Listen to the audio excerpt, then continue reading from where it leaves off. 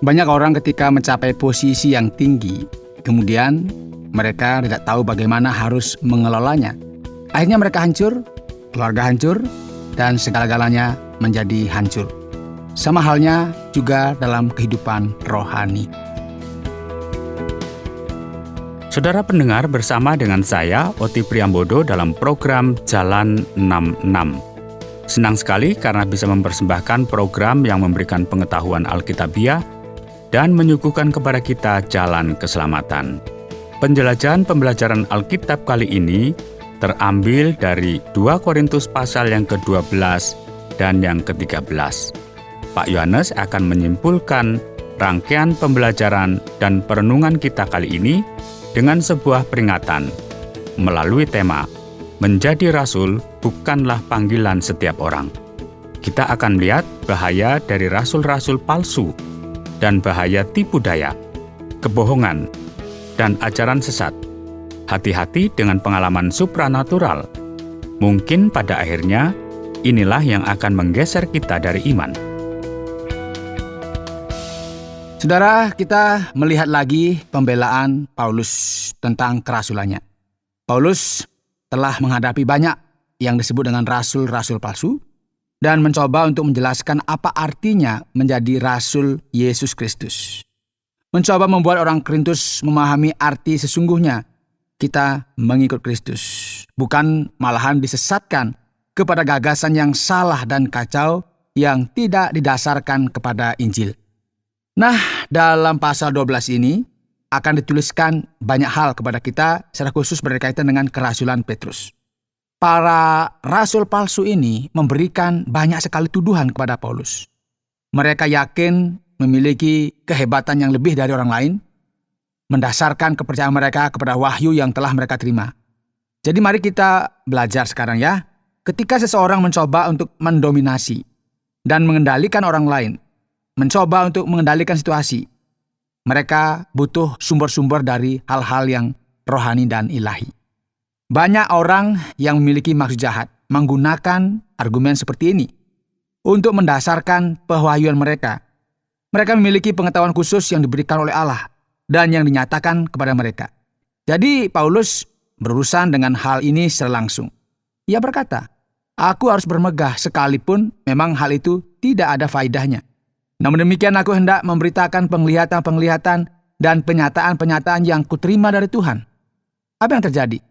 Apakah ini berkaitan dengan wahyu dan penglihatan? Paulus berbicara mengenai hal ini dengan cara yang sangat menarik. Ia memberitahu kita mengenai suatu kebenaran, mengenai kesaksian dan pengalaman pribadinya. Dan ketika ia mulai menceritakan pengalamannya, ia melakukan hal ini dengan cara yang sangat literal. Ia menggunakan kata ganti orang ketiga dengan berkata, "Aku tahu tentang seorang Kristen 14 tahun yang lampau. Entah di dalam tubuh, aku tidak tahu. Entah di luar tubuh, aku tidak tahu. Allah yang mengetahuinya. Orang itu tiba-tiba diangkat ke tingkat yang ketiga dari surga.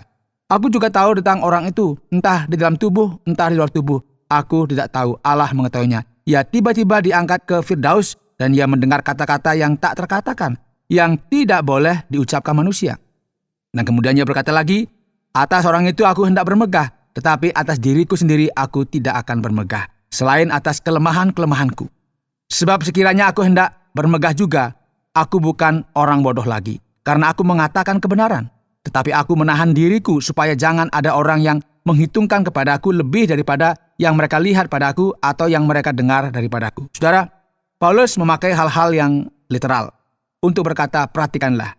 Jika ada orang-orang yang berkata bahwa pewahyuan yang diberikan kepada mereka merupakan wahyu untuk mengkritik aku, maka jika kita berbicara mengenai penglihatan dan wahyu, aku tahu dengan pasti mengenai seseorang yang memiliki penglihatan yang luar biasa dan bersifat istimewa. Dan hal ini terjadi dalam pelayanan awal Paulus ketika ia memiliki kesempatan, sesuai dengan teks ini, untuk melihat sorga, tempat di mana Allah dan para malaikatnya bersemayam. Dan ia melihat semua ini, sesuatu yang tidak boleh disampaikan atau diceritakan kepada siapapun. Paulus mengatakan semua ini, namun mari kita perhatikan. Jadi sombong dan bermegah atas wahyu-wahyu ini dan membuatnya merasa menjadi orang penting oleh karenanya, ini merupakan sesuatu yang salah dan bodoh. Setiap orang yang merasa bahwa mereka lebih hebat secara rohani oleh karena alasan-alasan ini, sebenarnya mereka ini belum pernah membaca pasal 12 dari kitab 2 Korintus ini. Atau jika sekiranya mereka telah membacanya, mereka tidak memahaminya. Bahkan Paulus sendiri berkata, dan supaya aku jangan meninggikan diri karena penyataan-penyataan yang luar biasa itu, yang merupakan bukti bahwa ialah yang menerima wahyu ini. Maka aku diberi suatu duri di dalam dagingku, yaitu seorang utusan iblis untuk menggocok aku. Saudara, kita lihat di sini bahwa ada banyak orang yang menghendaki kuasa rohani dan pengalamannya luar biasa. Namun banyak orang yang tidak siap menerimanya. Hati manusia merupakan sesuatu yang berbahaya, ya, penuh dengan tipu daya, karena melalui pengalaman rohani, seseorang bisa mencampur adukkan prioritas mereka dan mulai berpikir hal-hal yang semacam ini. Mereka merasa lebih hebat dari orang lain dan merasa bahwa merekalah yang istimewa. Puji Tuhan, karena ia sering sekali tidak mengizinkan hambanya hancur dengan pengalaman-pengalaman rohani semacam ini. Dan dalam kasus Paulus ini, ia mulai menghadapi duri dalam daging, sesuatu yang sangat sulit bagi kita mengerti dengan jelas ya tentang apa yang terjadi. Namun jelas sekali bahwa ini merupakan suatu kelemahan, suatu yang sulit yang Paulus harus hadapi, sampai ia sendiri mengatakan bahwa ini merupakan utusan iblis yang menggocoh dia. Pernahkah Anda berhenti sejenak dan berpikir tentang hal ini? Allah mengizinkan utusan iblis. Sebuah masalah besar dalam kehidupan saudara dan saya, di mana melalui masalah ini akhirnya kita tidak melukai diri kita sendiri. Ini merupakan sesuatu yang sangat menarik. Dan terkadang beberapa orang berhenti sejenak dan berpikir yang saya perlu lakukan adalah berdoa dan semua akan selesai. Namun mari kita perhatikan, karena tidak selalu itu yang akan terjadi. Paulus berkata, tentang hal itu aku sudah 3 kali berseru kepada Tuhan, supaya utusan iblis itu mundur daripadaku. Tetapi jawab Tuhan kepadaku, cukuplah kasih karuniaku bagimu, sebab justru dalam kelemahanlah kuasaku menjadi sempurna. Sebab itu terlebih suka aku bermegah atas kelemahanku, supaya kuasa Kristus turun menaungi aku. Karena itu aku senang dan rela di dalam kelemahan, di dalam kesisaan, di dalam kesukaran, di dalam penganiayaan, dan kesesakan oleh karena Kristus. Sebab jika aku lemah, maka aku kuat. Saudara, Paulus memutarbalikkan semuanya. Ia memutarbalikkan logika dari rasul-rasul palsu ini. Dan ini sering terjadi pada masa kini ya. Ada orang yang merasa penting oleh karena pandangan mereka, kekuatan talenta dan karunia-karunia serta kemampuan khusus yang mereka miliki. Dan rasul palsu ini, sebagaimana kita bisa katakan, percaya bahwa mereka lebih hebat dan mulai merendahkan Paulus karena kurangnya kemampuan dalam beberapa area tertentu. Dan Paulus berkata, jika aku mau bermegah dan pamer gampang sekali. Namun Allah menunjukkan kepadaku bahwa seperti inilah aku seharusnya bermegah. Setiap orang yang ingin berkuasa lebih hebat secara rohani dari orang lain. Dengan mendasarkannya pada kekuatan yang mereka miliki, sebenarnya mereka belum tahu bahwa menjadi rasul itu bukanlah panggilan semua orang. Ini merupakan karunia bagi mereka yang dipanggil Allah secara khusus, yang memahami apa prioritas Allah dalam hal ini. Sebenarnya, rasul sejati adalah mereka yang merupakan saksi dari kebangkitan Yesus Kristus. Dan secara absolut, ini merupakan kasus dari ke-12 rasul. Dan bukan secara umum yang dibahas di sini. Karena rasul-rasul yang disebutkan di sini adalah para penipu. Jadi Paulus akan datang ke Korintus dan memberikan kepada mereka sebuah informasi yang penting untuk memperbaiki kesalahan mereka. Ia berkata, sungguh aku telah menjadi bodoh, tetapi kamu yang memaksa aku. Sebenarnya aku harus kamu puji. Karena meskipun aku tidak berarti sedikit pun, namun di dalam segala hal aku tidak kalah terhadap rasul-rasul yang luar biasa itu. Segala sesuatu yang membuktikan bahwa aku adalah seorang rasul telah dilakukan di tengah-tengah kamu dengan segala kesabaran oleh tanda-tanda, mujizat-mujizat, dan kuasa-kuasa. Sebab dalam hal manakah kamu dikebelakangkan dibandingkan dengan jemaat-jemaat lain, selain daripada hal ini, yaitu bahwa aku sendiri tidak menjadi suatu beban kepada kamu? Maafkanlah ketidakadilanku ini. Mari kita lihat saudara, Paulus menjadi marah. Ia menjadi ironis terhadap otoritas kerasulannya dan berkata, perhatikanlah ini. Aku telah menunjukkan kepadamu semuanya. Kalian ini sudah lebih dari diberkati. Dan satu-satunya perbedaan antara kalian dan jemaat-jemaatku yang lain adalah aku tidak pernah membebani kamu. Jadi apa yang akan terjadi sekarang? Aku akan datang kepadamu dan menyelesaikan semuanya ini. Kalian perlu mengerti apa itu otoritas kerasulanku. Sesungguhnya sekarang sudah untuk ketiga kalinya aku siap untuk mengunjungi kamu. dan aku tidak akan merupakan beban bagi kamu. Sebab bukan hartamu yang kucari, melainkan kamu sendiri. Apa yang kalian bisa dengar? Aku berbicara kepada kalian. Karena bukan anak-anak yang harus mengumpulkan harta untuk orang tuanya, melainkan orang tualah untuk anak-anaknya. Karena itu aku suka mengorbankan milikku, bahkan mengorbankan diriku untuk kamu. Aku mau memberkati kamu, bukan malahan memeras kamu. Sudah lama agaknya kamu menyangka bahwa kami hendak membela diri di depan kamu. Demikian kita perhatikan ayat 19. Di hadapan Allah dan demi Kristus kami berkata, semua ini saudara-saudaraku yang kekasih, terjadi untuk membangun imanmu. Sebab aku khawatir bahwa apabila aku datang, aku mendapati kamu tidak seperti yang kuinginkan, dan kamu mendapati aku tidak seperti yang kamu inginkan. Aku khawatir akan adanya perselisihan, iri hati, amarah, kepentingan diri sendiri, fitnah, bisik-bisikan, keangkuhan, dan kerusuhan. Ia ingin mengunjungi mereka, supaya mereka bisa menyelesaikan masalah, dan bertobat dari kesalahan-kesalahan mereka. Dan sesuai dengan ayat 21, aku khawatir bahwa apabila aku datang lagi, Allahku akan merendahkan aku di depan kamu, dan bahwa aku akan berduka cita terhadap banyak orang yang di masa yang lampau berbuat dosa dan belum lagi bertobat dari kecemaran, percabulan, dan ketidaksopanan yang mereka lakukan. Jadi Paulus memberi konfirmasinya melalui kata-kata penutupnya bahwa ia akan mengunjungi mereka untuk yang ketiga kalinya. Dan dia berkata, kita perlu membicarakan masalah ini. Baru dengan keterangan 2 atau 3 orang saksi, suatu perkara sah. Dan aku ingin berkata kepada mereka bahwa aku tidak akan menyayangkan mereka pada waktu aku datang lagi. Karena kamu ingin suatu bukti bahwa Kristus berkata-kata dengan perantaraan aku. Dan ia tidak lemah terhadap kamu, melainkan berkuasa di tengah-tengah kamu. Karena sekalipun ia telah disalibkan oleh karena kelemahan, namun ia hidup karena kuasa Allah. Memang kami adalah lemah di dalam dia, tetapi kami akan hidup bersama-sama dengan dia untuk kamu karena kuasa Allah. Yesus menghendaki sebuah sikap yang benar darimu. Dan kalian ini orang-orang yang suka menuntut. Jadi, mari kita putar balik keadaan ini.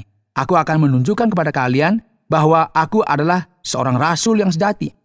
Jadi mari kita perhatikan bersama, hai orang Korintus. Ujilah dirimu sendiri, apakah kamu tetap tegak di dalam iman? Ataukah kalian sudah dipedaya oleh rasul-rasul palsu itu? Selidikilah dirimu. Apakah kamu tidak yakin akan dirimu bahwa Kristus Yesus ada di dalam diri kamu? Sebab jika tidak demikian, kamu tidak tahan uji. Tetapi aku harap bahwa kamu tahu bahwa bukan kami yang tidak tahan uji.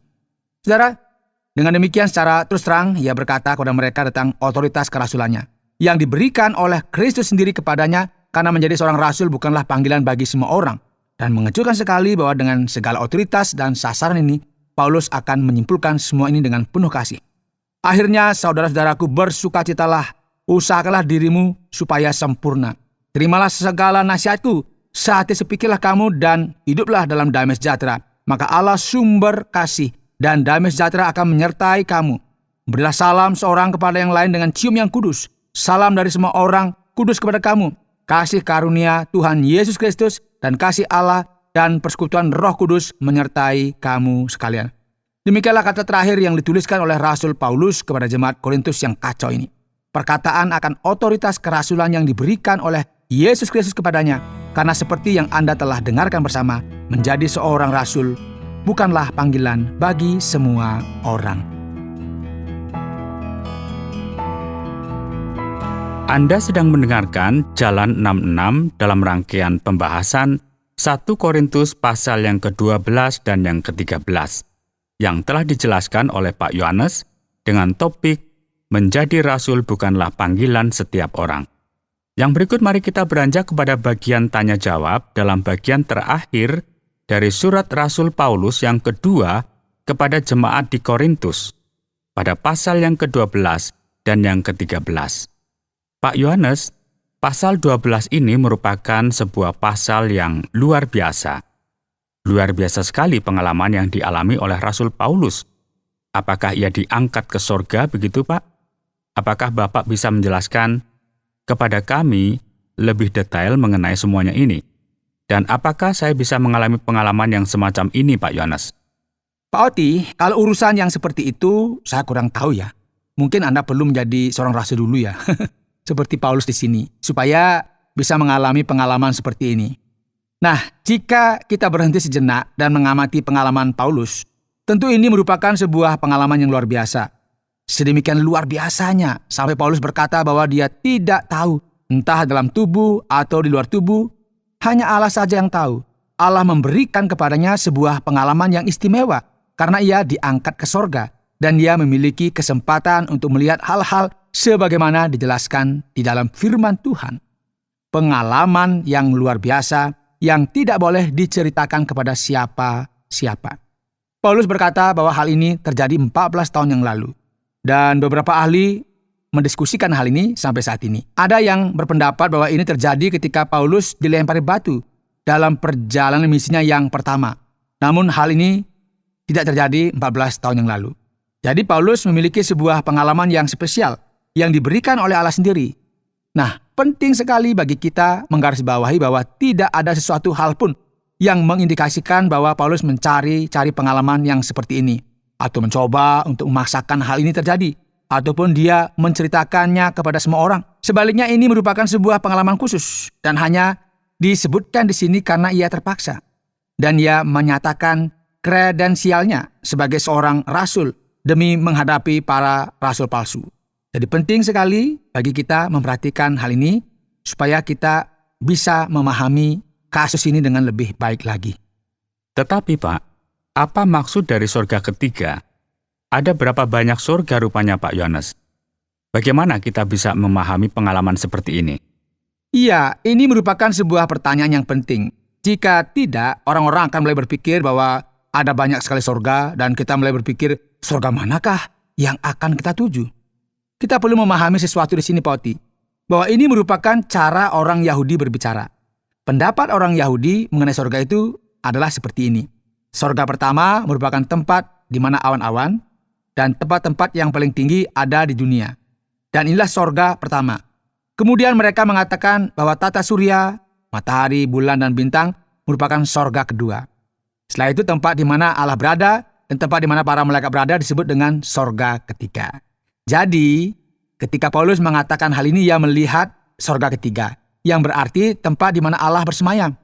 Jadi dengan kata lain, ini adalah sorga sebagaimana yang kita mengerti. Dan sekarang kita perlu mencari tahu tentang sorga yang lain itu.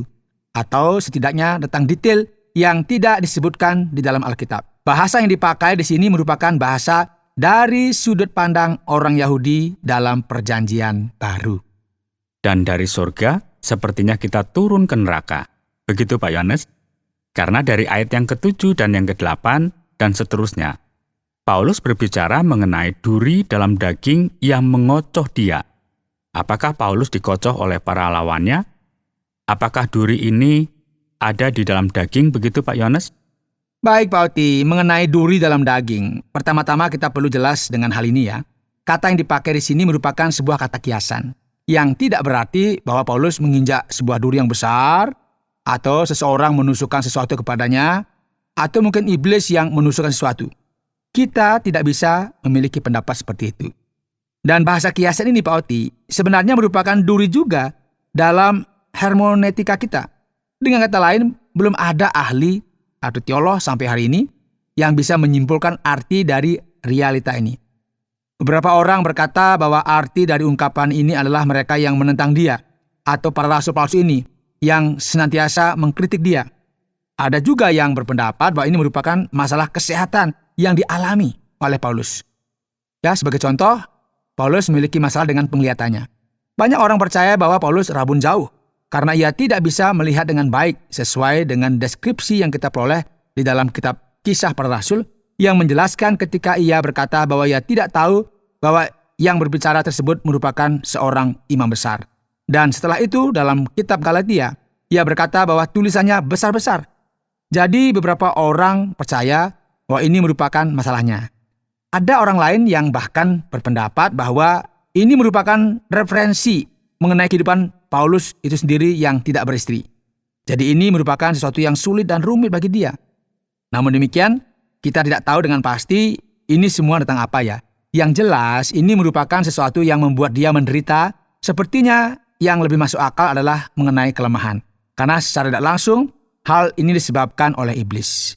Dan sulit sekali bagi kita membayangkan bagaimana ia hidup sendiri dan harus menghadapi segala tuduhan dari mereka yang menentang dia dan cukup masuk akal jika ia mengatakan hal-hal ini sebagai duri dalam daging yang disebabkan oleh iblis. Allah mengizinkan penderitaan semacam ini terjadi dan mengganggunya, dan menarik sekali karena tujuan dari semua ini adalah supaya ia tidak menjadi sombong. Menarik, saudara, jika kita melihat betapa banyaknya orang ketika mencapai posisi yang tinggi dalam kehidupan, kemudian tidak tahu bagaimana harus mengelolanya, yang akhirnya membuat hidup mereka hancur, membuat keluarga mereka hancur, dan segala-galanya menjadi hancur. Sama halnya juga dalam kehidupan rohani. Banyak orang di luar sana sebagai pemimpin Kristen, karena kekurang matangan dan akal sehat mereka, akhirnya hancur berkeping-keping. Allah mengizinkan kita menderita dan mengalami keadaan yang sulit demi kebaikan kita sendiri. Baik Pak Yones, yang berikut Pak, ayat yang ke-12 dari pasal yang ke-12, di mana Paulus menyebutkan kredensial dari kerasulannya ini. Sebenarnya, apa itu rasul Pak? Apakah tanda-tanda, mukjizat-mukjizat yang menandakan bahwa seseorang merupakan seorang rasul yang sejati? Nah, kata rasul dalam Perjanjian Baru memiliki dua arti yang berbeda, Pak Oti. Pertama, ini merupakan referensi dari ke-12 rasul yang Yesus pilih untuk menjadi kelompok pilihannya, dan ini merupakan sebuah kelompok yang unik ya. Setelah itu kita akan melihat dalam Kisah Para Rasul pasal 14, sebuah referensi seperti Barnabas yang disebut sebagai seorang rasul. Dan dalam hal ini, ia merupakan misionaris yang melakukan tugas sebagai seorang perintis jemaat, namun bukan merupakan ke-12 rasul. Dan jika kita berbicara mengenai ke-12 rasul Yesus, mereka merupakan orang-orang yang menjadi saksi akan kebangkitan Yesus, karena seorang rasul adalah utusan Allah yang sah, dan kredensial dari seorang rasul sejati tentu mencakup mujizat-mujizat untuk membuktikan kuasa Yesus Kristus yang bekerja melalui karya Roh Kudus. Jadi sekarang, penting bagi kita menyoroti bahwa meskipun tanda-tanda dan mujizat-mujizat merupakan bukti dari seorang rasul dalam Perjanjian Baru, namun bukan ini yang paling penting. Jadi, tidak berarti bahwa setiap orang yang dapat melakukan mujizat dan bisa melakukan tanda-tanda yang hebat, mengaku sebagai rasul, merupakan seorang rasul. Setidaknya dalam Perjanjian Baru, di mana Paulus merupakan seorang rasul, dan ke-12 murid yang dipilih oleh Yesus sendiri, namun mereka sudah tidak ada lagi pada hari ini. Dan sekarang, dalam bagian ini kita lihat ayat sebelumnya, yaitu ayat yang ke-11. Ada sebuah frasa yang cukup aneh di sini. Apakah Bapak bisa menjelaskan akan bagian ini? Bagian yang mengatakan, sebenarnya aku harus kamu puji. Apakah Paulus mendorong orang-orang Korintus untuk memuji dia? Ya, ini merupakan sesuatu yang sulit, Pauti, karena ini merupakan masalah dalam penerjemahan. Memang Paulus mengalami masalah yang sulit berhadapan dengan orang-orang, karena mereka ini tidak menerima bimbingan dengan baik, dan sekarang, apakah Paulus meminta mereka untuk memberikan pujian kepadanya? Tentu ini merupakan sesuatu yang tidak masuk akal. Kita perlu melihat kata memuji di sini dalam bentuk yang lebih masuk akal. Terjemahan lain dalam Alkitab memakai kata membanggakan diri. Jadi sebenarnya Paulus mau mendapatkan pujian atau membanggakan diri karena ia tidak lebih rendah daripada rasul-rasul yang luar biasa itu. Apa yang menjadi masalah? Ini adalah konteks penyampaiannya. Jika kita menganalisa hal ini dengan cara demikian, kita akan memahami arti yang sesungguhnya. Sekarang Pak Yones, pertanyaan terakhir dari pasal yang ke-13 ayat yang ke-5 dan yang ke-6. Paulus menyebutkan tentang tahan uji dan tidak tahan uji. Apakah di sini ia berbicara mengenai seseorang yang kehilangan imannya? Apa maksud dari Paulus di sini, Pak Yones? Ya, kita perlu memperhatikan konteks yang ada di sini. Orang Korintus menuntut Paulus memberikan penjelasan akan kredensialnya, supaya mereka bisa mengevaluasi hal-hal tersebut. Jadi Paulus berkata kepada mereka, dengarkanlah, kalian ingin melihat apa yang benar dan apa yang tidak? Jadi mengapa kalian juga tidak melakukan hal tersebut terhadap dirimu sendiri? Jadi ini tidak ada kaitannya dengan keselamatan. Pertanyaannya adalah, ujilah dirimu sendiri, apakah kalian berdiri teguh dalam iman? Buktikanlah itu kepada dirimu sendiri. Dan lihatlah apakah kalian ternyata telah mengikuti para rasul palsu itu, ataukah kalian telah benar-benar mengikuti Kristus? Karena gereja tempat mereka beribadah, yaitu gereja di Korintus, merupakan gereja yang telah mengenal Injil yang sejati. Jadi sekarang jika kalian telah terbukti tidak tahan uji, jadi ini merupakan sebuah referensi di sini. Aku berharap kalian menguji diri kalian sendiri, dan ternyata bahwa kalian tahan uji terhadap Injil yang benar, dan ia berkata lagi, Aku berharap kalian tetap berjaga-jaga dan tidak gagal dalam ujian ini. Jelas sekali bahwa ini merupakan sebuah perbedaan yang membuktikan siapakah orang-orang yang mengenal Kristus dan orang-orang yang tidak mengenal Kristus. Ini merupakan pertanyaan mengenai kehilangan keselamatan seperti yang kita telah bahas sebelumnya. Ada gagasan mengenai seseorang yang merupakan kumpulan dari orang percaya dan mereka melakukan sesuatu yang lain akhirnya membawa mereka jauh dari Injil. Orang ini telah gagal dan tidak tahan uji dalam kacamata manusia. Orang ini kehilangan keselamatan karena mereka pada awalnya seperti percaya, namun mereka berhenti di tengah jalan. Dan ini membuat mereka terpisah. Namun dalam sisi lain, dalam arti yang lebih absolut, di hadapan Allah tidak ada seorang pun yang benar-benar kehilangan keselamatan. Karena Allah sendiri yang memberikan jaminan keselamatan. Jadi orang-orang yang benar-benar diselamatkan akan tetap diselamatkan. Dan oleh sebab itu, Paulus berkata, tetapi kami berharap bahwa kamu tahu bahwa bukan kami yang tidak tahan uji.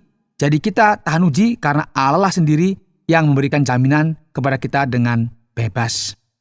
Terima kasih banyak Pak Yohanes untuk semua jawaban yang sudah disampaikan. Dan sekali lagi kita telah menyelesaikan satu babak lagi dalam Jalan 66. Namun, kita masih belum selesai karena kita masih ada kesimpulan yang perlu kita dengarkan bersama. Saudara, hari ini dalam program Jalan 66, kita telah selesai mempelajari kitab 2 Korintus pasal 12 dan 13. Tema kita menjadi seorang rasul, bukanlah panggilan setiap orang. Paulus mengakhiri surat yang sangat penting untuk jemaat yang ada di gereja ini dengan beberapa masalah yang terjadi, memberikan kepastian kepada mereka bahwa ia merupakan seorang rasul yang sejati, rasul yang benar. Ia menerima suatu penglihatan yang luar biasa dari Allah dan ia telah menderita sedemikian banyak oleh karena duri dalam dagingnya, menghadapi keadaan yang selalu ada dalam kuasa Allah, dan Paulus begitu mengasihi orang Korintus. Ia memberikan peringatan kepada mereka dengan berkata, aku akan pergi ke sana, dan kita akan menyelesaikan semua masalah ini. Yang terpenting, saudara, Paulus tidak mau orang Korintus ini ditipu, diperdaya, dan dibimbing ke jalan yang salah. Karena banyak sekali kebohongan dan kesalahan dalam dunia rohani yang bisa membuat kehidupan kita menderita. Jadi sekarang, dalam banyaknya tipuan dan kebohongan, kita perlu berhati-hati karena ada banyak ajaran sesat yang diajarkan oleh begitu banyaknya rasul-rasul palsu. Saudara pendengar, karena waktu yang tidak memungkinkan, kita akhiri program Jalan 66 kali ini. Kami menantikan Anda untuk tetap mengikuti pelajaran berikut dalam lanjutan pembelajaran Alkitab yang memberikan pelajaran menyeluruh tentang firman Tuhan. Jika Anda memiliki pertanyaan atau berespon terhadap topik berhubungan dengan program ini, silakan menyampaikan melalui WhatsApp ke nomor 081 333 777 386. Terima kasih atas perhatian Anda.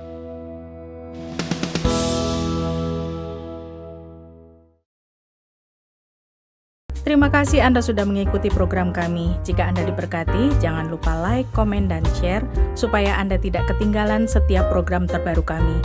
Jangan lupa juga untuk subscribe channelnya dan nyalakan loncengnya. Jika Anda ingin mendukung pelayanan kami, bisa melalui rekening kami berikut ini atau menghubungi kami di sini.